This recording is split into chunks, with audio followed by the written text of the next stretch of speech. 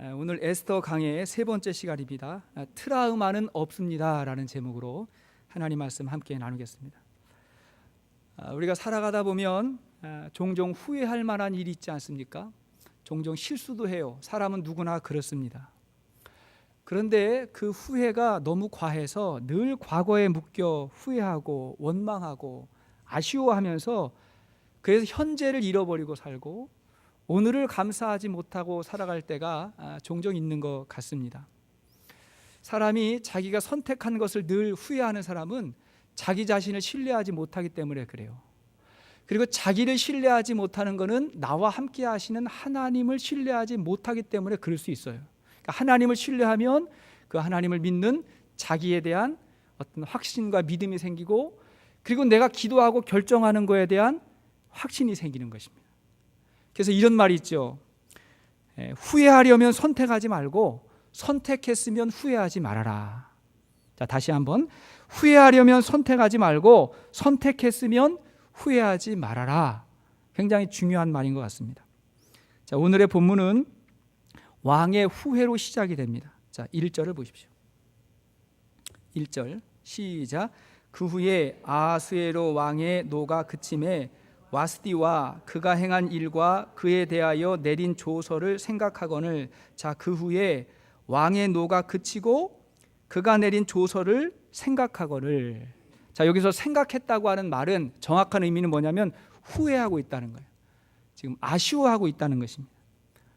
종종 지난 밤에 술에 취해 가지고 큰 사고를 친 후에 다음 날 정신을 차리고 후회하는 것하고 비슷한 상황이에요. 왕이 술을 마시고 술에 취해서 자기 왕비를 낳으라고 했는데 나오지 않아서 그 왕비를 폐위시킨 이 사건을 지금 후회하고 있다는 거예요. 그런데 우리가 술에 취해서 혹은 한순간의 분노로 인해서 내린 결정은 하루만 후회하는 게 아니에요. 굉장히 이 후회가 오랜 동안 할 수 있습니다. 지금 2장 1절에 그 후회라고 그 2장이 시작이 됐지만 사실은 1장이 끝나고 시간적으로 2장이 시작될 때까지의 그 거리는 대략 2, 3년 정도의 시간이 지나는 것입니다. 왜냐하면 1장의 배경은 아하수에로 왕 3년에 벌어진 일인데, 여러분 1장 3절을 보세요. 왕위에 있은 지 제3년이라, 왕이 된 지 3년째 벌어진 일인데 2장은 아하수에로 왕 7년에 벌어진 일이에요. 그게 2장 16절에 나옵니다. 2장 16절 보니까 아하수에로 왕의 제7년 10월 이렇게 제7년에 벌어졌다. 그러니까 그 사이에 중간중간 뭐 이렇게 여러 준비하는 시간도 있었기 때문에 한 2, 3년 정도의 기간이 지났어요. 그 사이에 이 나라에는 전쟁도 있었습니다. 두 차례 전쟁이 있었는데 한 번은 지고 한 번은 패해서 안타까워하는 왕이 어느 날 왕비를 생각하면서 그날의 사건을 두고 후회했다는 것입니다. 우리 가운데 순간의 충동과 분노 때문에 두고 후회하는 일이 없기를 바랍니다. 여러분, 성경에 왜 술 취하지 말고 성령의 충만을 받으라고 말할까요? 왜 분을 내어도 하룻밤을 넘기지 말라고 말할까요? 그때 선택하면 두고 후회할 수 있기 때문에 그런 것입니다. 이런 왕의 후회와 번민을 아는 신하들이 왕에게 제안을 합니다. 이참에 마음도 지금 이렇게 아프고 전쟁에서 지고 힘든데 전국 지방에서 아름다운 처녀를 모아서 왕비를 새로 드리면 어떻겠습니까? 이렇게 제안을 한 겁니다. 이렇게 말하는 그 신하들의 마음은 혹시라도 왕이 너무 후회해가지고 그 와스디를 다시 왕비로 세우면 자기들이 벌 받을까 봐, 그를 폐위시키라고 그랬잖아요. 벌 받을까 봐 안타까워가지고 두려워가지고 곧바로 그렇게 왕비를 새로 뽑읍시다 이렇게 이야기를 했습니다. 근데 이 아하수에로 왕은 인생을 자기가 주도적으로 살지 못하는 사람이에요. 이랬다 저랬다 하는 사람이죠. 그러니까 그들이 그렇게 이야기하니까 그게 옳겠다 싶어가지고 그들의 말을 좋게 여기고 그대로 하라고 말합니다. 자, 이때 등장하게 되는 여인이 누구예요? 누가 등장을 해요? 에스더가 등장을 하는 것입니다. 와스디를 대신해서 왕후가 된 에스더가 등장을 하게 됩니다. 이 에스더는 아하수에로 왕과 굉장히 비교가 되는 여인입니다. 왕은 충동적으로 반응을 하지만 에스더는 치밀하고 신중하게 반응을 합니다. 왕은 자기의 힘과 권력을 남용하지만 에스더는 그 자리에서 하나님의 뜻을 잘 지킵니다. 왕은 후회하는 인생을 살지만 에스더는 그 자리에서 사명자로 살아갑니다. 자, 이러한 에스더의 모습 어떤 모습일까? 자, 오늘 말씀에 등장하는 이 에스더를 통해서 우리는 무엇을 배울 수가 있을까요? 자, 첫째로 우리는 수동적인 상황을 능동적 의지로 바꿔야 됩니다. 자, 우리의 수동적인 상황을 능동적인 의지로 바꾸는 것입니다. 에스더가 그랬다는 것입니다. 우리가 성경을 잘 읽어보지 않으면 에스더의 스토리가 아주 그냥 아름다운 스토리로, 한 아름다운 여인이 어느 날 왕의 눈에 띄어가지고 왕비가 돼서 그가 그의 민족을 구원했다와 같은 어떤 신데렐라 스토리로 에스더를 이렇게 이해할 수 있는데 전혀 그렇지 않습니다. 여러분, 에스더는 지금도 유대인들의 영웅이지만 에스더처럼 불행한 조건을 타고난 사람이 없어요. 일단 에스더는 페르시아의 포로로 끌려온 포로의 후손입니다. 자, 5절과 6절을 보십시오. 5절 6절 시작. 도성 수산에 한 유다인이 있으니 이름은 모르드게라. 그는 베냐민 자손이니 기스의 증손이요 시므온의 손자요 야일의 아들이라. 전에 바벨론 왕 느부갓네살이 예루살렘에서 유다 왕 여고냐와 백성을 사로잡아 갈 때에 모르드게도 함께 사로잡혔더라. 자, 7절까지.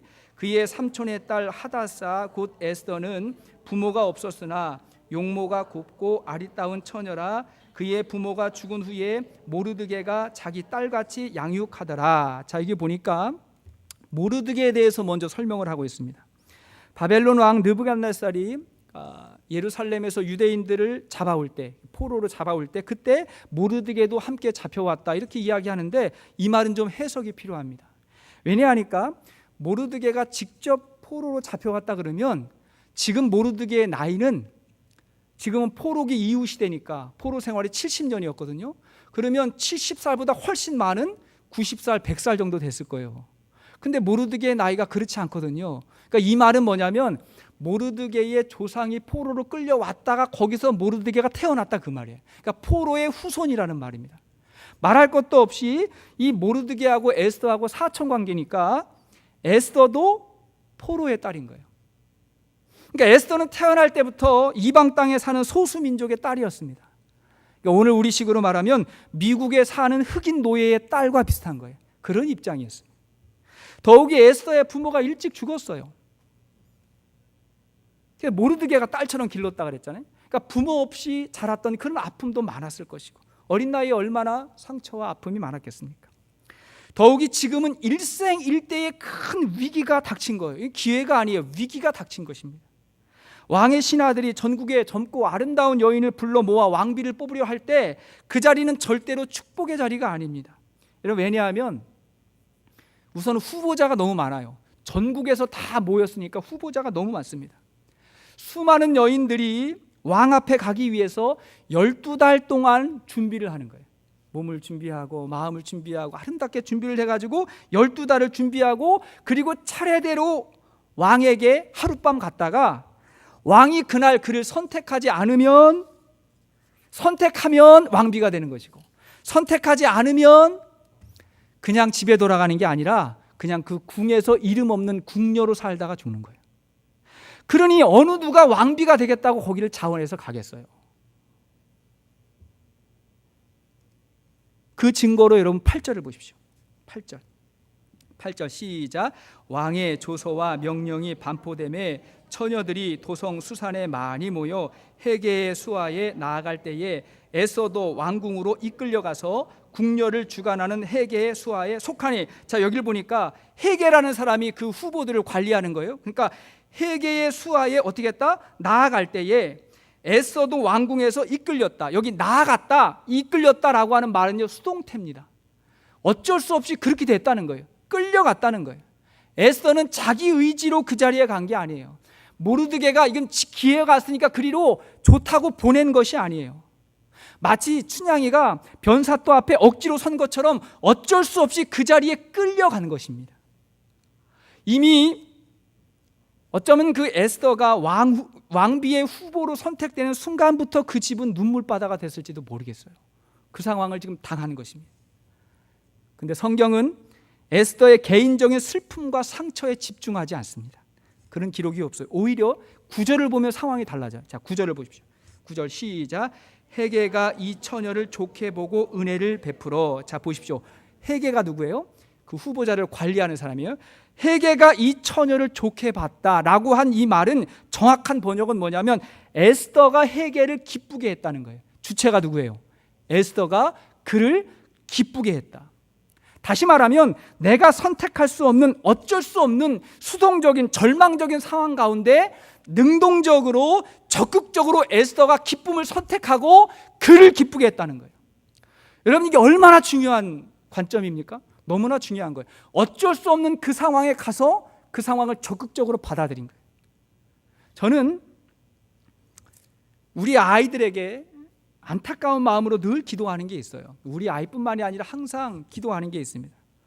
혹시라도 우리 아이들이 자기 정체성으로 너무 많이 고민하지 않기를 바랍니다. 정체성 때문에 우리 2세들이 고민하지 않습니까? 내가 선택한 거 아닌데. 사실 우리 자녀들은 부모를 선택하지 않았어요. 부모가 의논하고 자녀 낳은 사람이 있어요? 그냥 부모가 나니까 태어난 거예요. 부모가 일방적으로 미국에 와서 나를 낳았고 또 나를 길렀는데 자라다 보니까 내가 누구인가에 대한 자기 정체성으로 인해서 혼란을 겪는 경우가 종종 있는데 그 고민이 너무 크지 않았으면 좋겠어요. 혹여 이 나라에서 우리가 소수민족으로 살면서 우리 자녀들이 그렇게 살면서 혹은 경제적으로 풍족하지 못한 상황 때문에 우리 아이들이 절망하는 일이 없기를 바랍니다. 이런 것들은 수동적인 거예요. 주어지는 거예요. 어쩔 수 없어요. 우리가 인생을 살다 보면 그런 일들은 비일비재해요. 어떻게 내가 원하는 대로만 되겠어요? 주어지는 일이 너무나 많아요. 그래서 저는 우리 아이들이 에스더를 배울 수 있기를 바랍니다. 아니, 성경의 거의 대부분의 스토리가 그래요. 에스더를 배워야 돼요. 젊은이들이 참 이렇게 취업 문제, 여러 가지 인생의 문제로 참 어려워하고 힘들어하는데 따지고 보면 우리 부모 세대들은 또 얼마나 어려운 시절을 겪으셨습니까? 70 이상 되신 분들은 다 전쟁을 겪으신 분들이에요. 지금도 우리 권사님들은 저하고 이야기할 때 그 시절 이야기를 얼마나 많이 하시는지 몰라요. 저는 그 얘기를 들으면 참 재미도 있고 좋아요. 그 전쟁의 이야기. 그 전에 나라를 일본에 빼앗겨서 나라 없이 서름을 겪었던 이야기. 그 모진 시대를 어쩔 수 없이 그 시대 상황에서 다 받아들인 거예요. 수동적으로 받아들인 거예요. 그렇지만 거기서 이렇게 꺾이지 아니하고 실망하지 아니하고 오늘의 대한민국을 이루신 부모 세대 얼마나 감사합니까? 얼마나 감사해요. 최근에 제가 우리 아이들하고요, 국제시장이라고 하는 영화를 집에서 봤어요. 아이들 보고 싶게 보여주고 싶더라고요. 그거를 같이 보면서 몇 장면은 그냥 스킵하고 그 장면을 같이 이렇게 보면서 참 아이들이 좋아했고, 저도 사실은 이 윗세대 부모 세대의 수혜자인데 제가 그 영화를 아이들이랑 같이 보면서 마치 제가 그 아버지 세대인 것처럼 아이들 앞에서 자랑스럽고 뿌듯하고, 우리나라가 저랬어. 근데 이렇게 잘 살게 됐어. 우리 부모님들이 저렇게 살았어. 우리 민족이 그렇게 살았어. 힘들고 어려운 시대를 살았지만 꺾이지 않았던 우리의 부모 세대도 얼마나 귀합니까?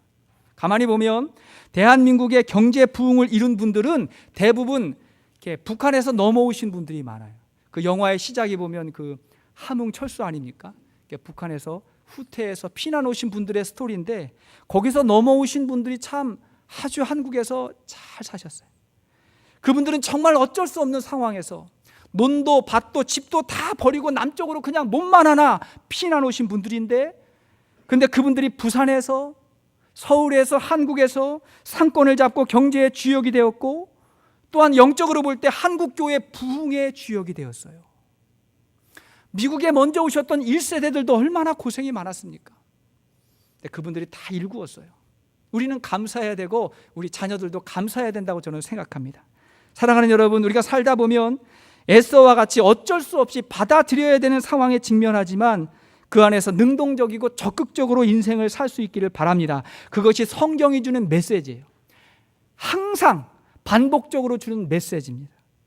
그러면 이러한 능동적 의지를 어떻게 가질 수 있을까? 어떻게 가져야 되냐면 두 번째, 우리의 삶의 목적을 깊이 있게 생각하는 것입니다. 우리는 그것을 사명이라고 말해요. 우리의 목적과 사명을 깊이 있게 생각하는 것입니다. 여러분, 이 상황에서 아버지와 같은 모르드게가 어떠한 모습을 취했을까요? 모르드게 또한 에스더를 보면서 얼마나 마음이 안타까웠겠어요. 자, 여기서 중요한 것이 10절의 말씀입니다. 자, 10절. 시작. 에스더가 자기의 민족과 종족을 말하지 아니하니 이는 모르드게가 명령하여 말하지 말라 하였음이더라. 자, 에스더가 자기 민족과 종족을 말하지 않았다. 그러니까 유대인이라고 밝히지 않았다는 거예요. 모르드게가 그렇게 하라 그랬다는 거예요. 그러면 왜 그랬을까요? 이 순간부터 너희 민족을 잊어야 돼, 그런 의미일까요? 아니면 살아남기 위해서 거짓말해야 돼, 그런 의미일까요? 그런 의미는 아닌 거죠. 앞으로 보게 되는 이 모르드게의 모습을 볼 때 절대로 그런 의미는 아닙니다.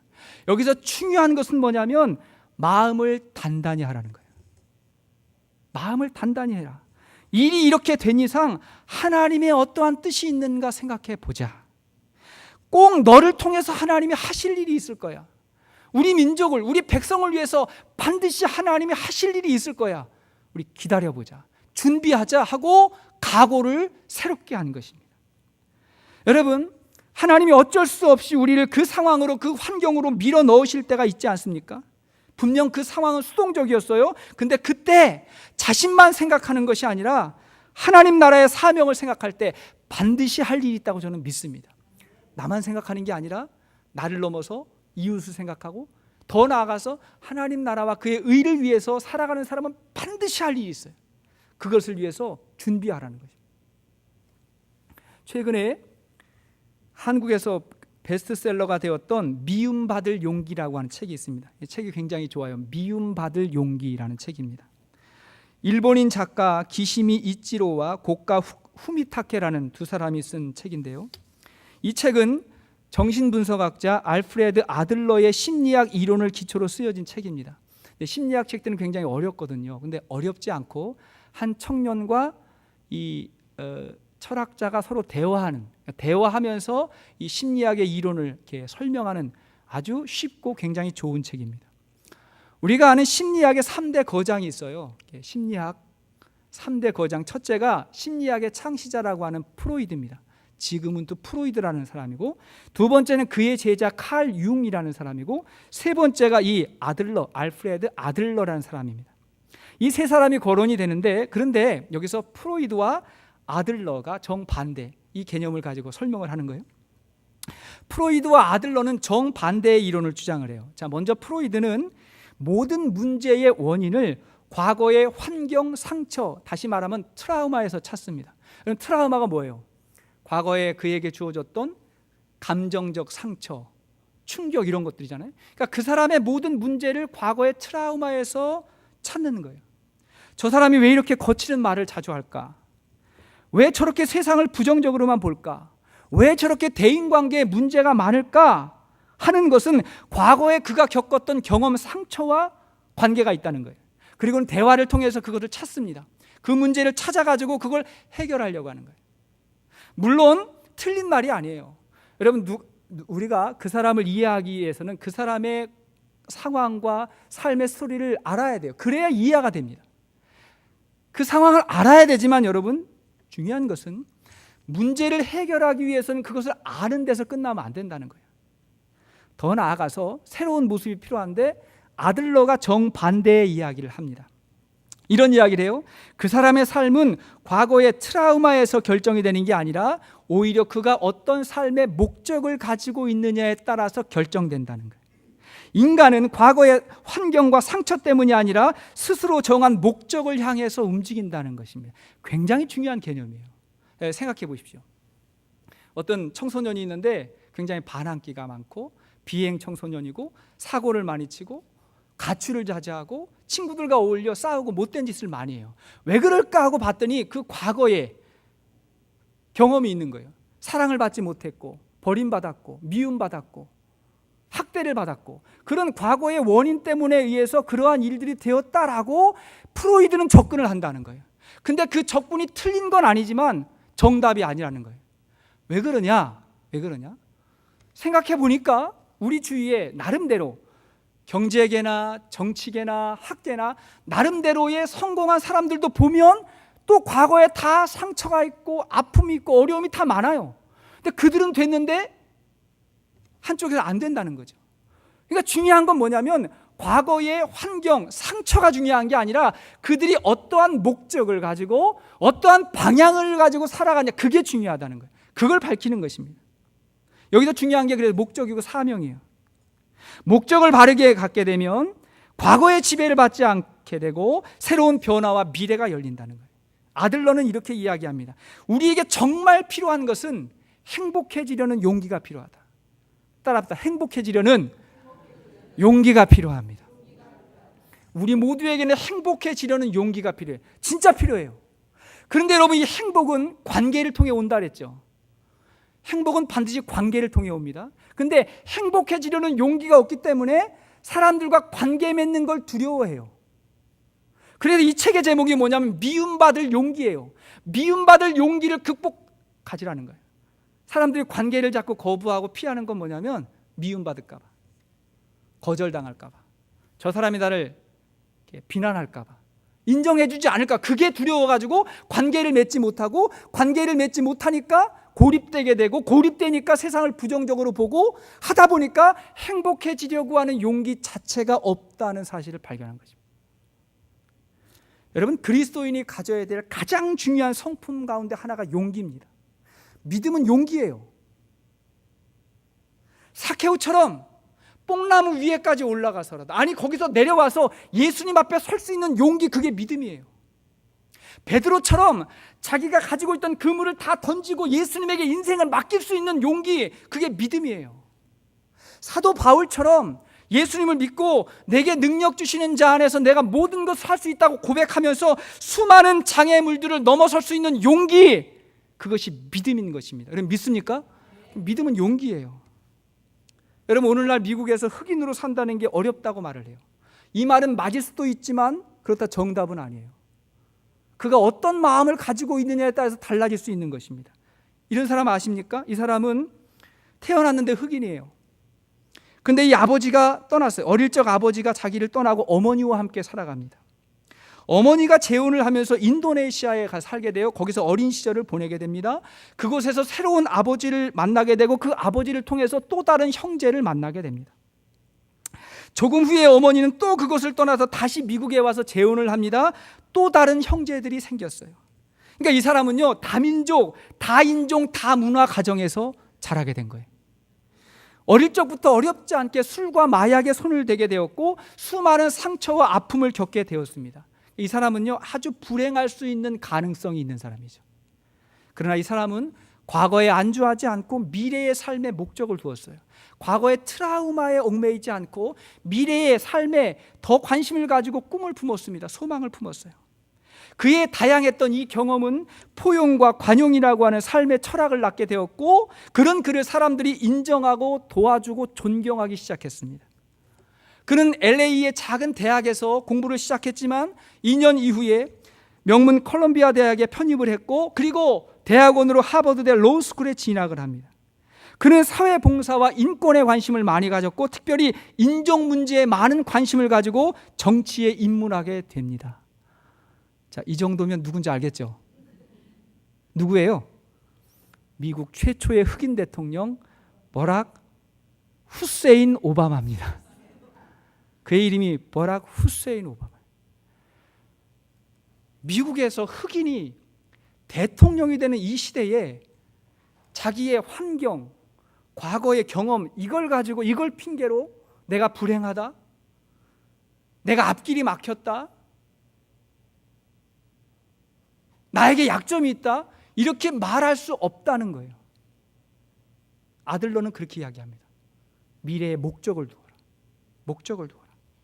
과거의 환경과 경험이 성공과 실패의 원인이 아니라 그 경험 안에서 발견한 의미와 목적이 성공과 실패를 좌우한다. 여러분, 에스더는 자신의 환경과 처지를 탓하는 여인이 아니었어요. 그 상황을 받아들이고 적극적으로 자기 사명을 찾아간 여인이었습니다. 할렐루야, 얼마나 귀합니까? 사랑하는 여러분, 우리가 그러한 측면에서 우리 모두가 하나님을 믿고 하나님의 자녀가 되었다는 게 얼마나 큰 축복입니까? 우리는 세상에서 가장 존귀한 하나님의 자녀인 줄로 믿습니까? 믿습니다. 아멘이시죠? 정말 우리는 존귀한 하나님의 자녀예요. 하나님이 우리를 너무 사랑하셔서 십자가의 피로 우리를 구원하실 만큼 우리를 사랑하셨습니다.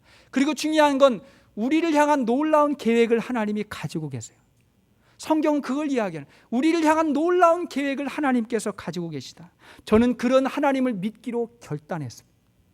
모든 것이 다 하나님의 은혜지만 그 은혜가 나에게 올 때 나는 그 하나님을 선택하기로, 믿기로 결단했어요. 믿음은 그런 것입니다.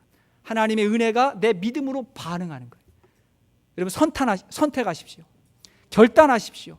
하나님을 선택하십시오. 그러면 하나님을 선택한다는 건 뭐냐면 우리 삶의 새로운 목적을 발견하고 인생의 새로운 변화와 비전을 품겠다고 하는 우리의 믿음의 표현인 것입니다. 그리고 우리는 하나님 나라와 그의 의를 위해서 살아가고자 하는 사명이 주어지게 된 것입니다. 거기에 인생에 놀라운 축복이 있음을 믿으시기를 바랍니다. 자, 세 번째, 무엇보다도 우리에게 하나님의 은혜가 부어져요. 자, 믿음의 사람에게 하나님의 은혜가 부어집니다. 우리는 에스더에게 인간적인 교훈도 받을 수 있지만, 그러나 성경은 이 모든 일이 사람이 하는 것이 아니라 그 위에 하나님의 은혜가 부어진다고 그렇게 이야기합니다. 자, 9절을 보십시오. 9절 시작. 헤게가 이 처녀를 좋게 보고 은혜를 베풀어 몸을 정결하게 할 물품과 일용품을 고주며 또 왕궁에서 의뢰 주는 7 궁녀를 주고 에스더와 그 궁녀들을 후궁 아름다운 처소로 옮기더라. 자, 헤게가 이 에스더를 좋게 봤어요. 그러니까 에스더가 그의 마음에 기쁨이 됐어요. 그래서 이제 더 아름답게 될 수 있는 준비를 했다는 거예요. 근데 여기를 보니까 좋게 보고 뭘 베풀었다고요? 은혜를 베풀었다. 자, 은혜를 베풀었다. 여기서 사용된 은혜라고 하는 말은 히브리어로 헤세드라고 하는 말입니다. 그러니까 헤세드를 베풀었다는 말인데, 여러분 이 말은 사람이 사람에게 은혜를 베풀 때는 이 말을 안 써요. 이 말은 하나님이 우리에게 은혜를 베풀 때 헤세드라고 하는 말을 써요. 하나님의 은혜를 말할 때 헤세드라고 하는 말을 쓰는 것입니다. 그러니까 에스더는 사람에게 은혜를 입은 것이 아니라 지금 누구에게 은혜를 받은 거예요? 하나님에게 은혜를 받은 거예요. 여러분 이미 말씀드린 바와 같이 에스더에는 하나님의 이름이 나오지 않는다 그랬죠. 여호와의 이름이 나오지 않지만 그러나 그 안에는 하나님께서 이끌어 가시는 하나님의 은혜가 그의 삶 가운데 임했던 것입니다. 할렐루야. 우리가 믿는 것이 바로 이거예요. 우리의 환경과 역경을 믿음으로 극복하며 살아가는 우리에게 하나님의 은혜가 임하는 줄로 믿습니다. 말씀의 결론을 맺겠습니다. 자, 그렇다고 믿음의 사람에게 걱정이나 염려가 전혀 없는 건 아니에요. 우리도 염려가 있고 걱정이 좀 있어요. 자, 11절 보십시오. 11절 시작. 모르드게가 날마다 후궁 뜰 앞에서 왕래하며 에스더의 안부와 어떻게 될지를 알고자 하였더라. 자, 모르드게가 날마다 궁궐을 왔다 갔다 했다는 거예요. 왜요? 궁금하니까, 걱정이 되니까 어떻게 지내나 하고 왔다 갔다 했다는 거예요. 여러분 이 상황에서 믿음의 사람이라고 걱정이 안 되겠습니까? 그러나 믿음의 사람은 걱정만 하는 사람이 아니라 기도하는 사람이에요. 이게 차이예요. 모르드게가 기도했을 것입니다. 앞으로 또 기도해요. 에스더도 기도했을 것입니다. 우리의 염려는 기도의 제목으로 바뀌는 거예요. 염려는 우리 삶에 도움이 되지 않지만 그 염려가 기도의 제목으로 바뀌면 우리에게 도움이 될 수도 있어요. 어떤 사람은 진짜 걱정스럽고 한심한데 걱정 안 하는 사람 있잖아요. 기도도 안 하면서 걱정도 안 하는 사람, 참 염려가 돼요. 어떻게 걱정도 안 하고 염려도 안 하고 저렇게 무책임하게 살지? 그런 사람이 있는데, 근데 우리는 마음에 있는 염려를 하나님 앞에 나와서 기도로 바꾸어 가는 것입니다. 염려거리는 다 뭐예요? 기도의 제목이 되는 것이고, 염려하는 시간은 무슨 시간이 되는 거예요? 기도하는 시간이 되는 것이고, 다 염려거리가 기도 제목으로 염려의 시간을 정해놓고 해야 돼요. 아무 때나 염려하면 안 돼요. 그러니까 내 염려를 해야 되겠다. 아침 5시 반부터 6시 반까지는 염려하는 시간이다 하고 새벽에 와서 기도하면 되잖아요. 저녁 9시부터 9시 30분 내가 정말 정해놓고 염려하는 시간이다. 그러면 그때 기도하는 거예요. 그렇게 우리는 모든 염려거리를 기도로 바꿔가면서 하나님이 우리에게 은혜를 베푸시고 그 하나님의 은혜 안에서 살아갈 수 있는 믿음의 사람 될 수 있기를 바랍니다. 자, 빌립보서 4장 6절 이하의 말씀을 같이 한번 읽고 마치겠습니다. 시작. 아무것도 염려하지 말고 다만 모든 일에 기도와 간구로 너희 구할 것을 감사함으로 하나님께 아뢰라. 그리하면 모든 지각에 뛰어난 하나님의 평강이 그리스도 예수 안에서 너희 마음과 생각을 지키시리라. 아멘. 염려하지 말고 기도하고 기도 가운데 하나님의 평강을 우리 모두가 다 경험할 수 있기를 바랍니다.